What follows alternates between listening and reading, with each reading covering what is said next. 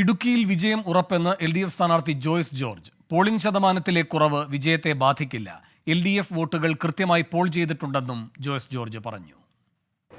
ഇടതുപക്ഷ ജനാധിപത്യ മുന്നണിക്ക് അനുകൂലമായി പോൾ ചെയ്യുന്ന നമുക്ക് ലഭിക്കാവുന്ന മുഴുവൻ വോട്ടുകളും ചിട്ടയായ ഇലക്ഷൻ പ്രവർത്തനത്തിലൂടെ ഈ പ്രാവശ്യം പോൾ ചെയ്തിട്ടുണ്ട്.